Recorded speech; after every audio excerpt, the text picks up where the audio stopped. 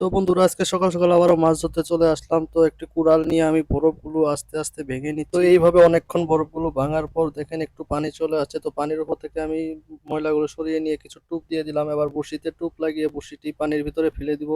তো কিছুক্ষণ পরে দেখেন মাছ বড়শিতে ধরে গেছে। এই তো কত সুন্দর একটি মাছ ধরা পড়ছে দেখেন বন্ধু। তারপর আমি যদি কাঠের টুকরো নিলাম, একটি কাঠের টুকরো ফেলে নিলাম। দেখুন বন্ধুরা কত সুন্দর করে ফিরিয়ে নিয়ে তারপর এগুলোকে আমি সুন্দর করে সাজিয়ে নিয়ে বেঁধে দিলাম। তো এটাকে আমি চুলার মতো করে সাজিয়ে তার ভিতরে কিছু লাকড়ি দিয়ে দিয়ে আগুন ধরিয়ে দিলাম।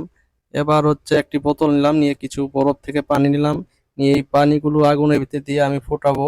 তারপর আমি একটু কমলা নিলাম। তো কমলার উপর সাইডটা কেটে আরো ভিতর থেকে সবকিছু পরিষ্কার করে নিলাম। তারপর এটা আমি এখানে রেখে দিলাম। তো তার ভিতরে আমি কিছু কালো জিরে দিয়ে নিলাম। এরপর হলো সেই ফুটানো পানিগুলো আমি নিয়ে আসে এখানে ঢেলে দিয়ে তো চা বানিয়ে খেলাম। এদিকে দেখতে দেখতে আরো একটি মাছ ধরা পড়ে গেছে বন্ধুরা, দেখেন কত বড় একটি মাছ। দেখেন বন্ধুরা সত্যি অনেক বড় মাছ, সত্যি অনেক বড় মাছ। তো এটা নিয়ে আমি একটু মজা করলাম।